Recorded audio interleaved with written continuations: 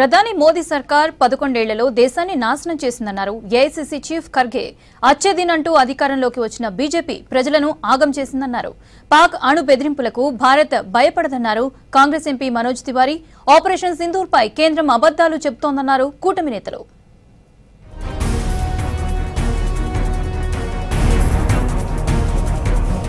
11 ఏళ్లలో బీజేపీ ప్రభుత్వం దేశాన్ని నాశనం చేసిందన్నారు ఏఐసీసీ చీఫ్ మల్లికార్జున ఖర్గే. 2014 ఎన్నికల్లో భారీ వాగ్దానాలతో అధికారంలోకి వచ్చిన మోదీ ఆ హామీలను ఖాళీ ప్రకటనలుగా మార్చారన్నారు. అచ్చేదినంటూ మోదీ ప్రభుత్వం దేశాన్ని నాశనం చేసిందన్నారు. ఇప్పుడు అచ్చేదిన్ మాట వింటేనే ప్రజలు హడలిపోతున్నారన్నారు. ఏడాదికి 2 కోట్ల ఉద్యోగాలు, రైతుల ఆదాయం రెట్టింపు ఏమైందని ప్రశ్నించారు. ఈ మేరకు ఎక్స్ లో పోస్ట్ చేశారు ఖర్గే.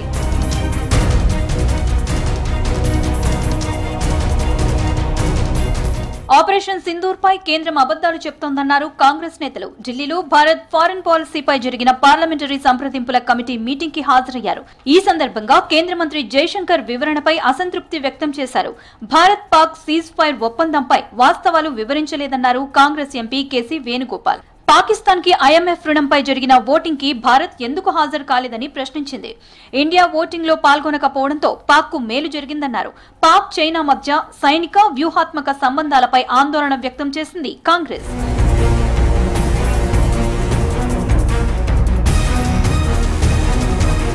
ఉగ్రవాదాన్ని పెంచి పోషిస్తున్న పాక్ అణుబాంబులతో భారత్ ని భయపెట్టలేదన్నారు కాంగ్రెస్ ఎంపీ మనోజ్ తివారీ. ఉగ్రవాదం నిర్మూలనే జాతీయ విధానంగా భారత్ ముందుకు వెళ్తోందని చెప్పారు. ఖతర్ అధికారులకు ఆపరేషన్ సింధూర్ గురించి వివరించారు. భారత్ తన పొరుగు దేశాలతో ఎప్పుడూ శాంతిని కోరుకుంటోందన్నారు. క్రాస్ బోర్డర్ టెర్రరిజం ఆపే వరకు పాక్ తో చర్చలు ఉండవన్నారు మనోజ్ తివారీ.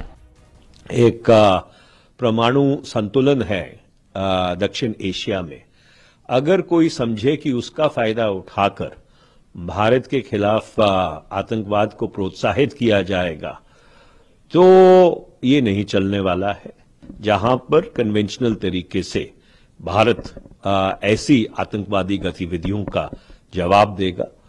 ప్రపంచ దేశాలతో భారత్ శాంతి స్నేహం కోరుకుంటోందన్నారు NCP SCP MP Supriya Sule. Qatar పర్యటనలో ఆల్ పార్టీ ఎంపీలతో కలిసి ఆపరేషన్ సింధూర్ పై వివరించారు.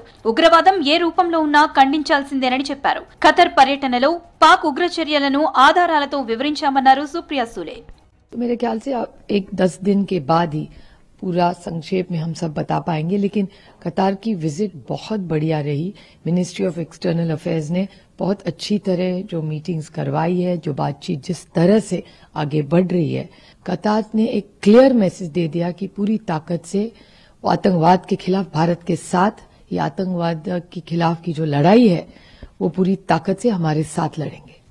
ప్రధాని మోదీ సర్కార్ భారత్ పాక్ సీజ్ ఫైర్ పై సరైన వివరణ ఇవ్వడం లేదన్నారు ఇండియా కూటమి నేతలు. వెంటనే పార్లమెంటు సమావేశాలు ఏర్పాటు చేసి పాక్ తో ఉద్రిక్తతలపై చర్చించాలన్నారు కూటమి లీడర్లు.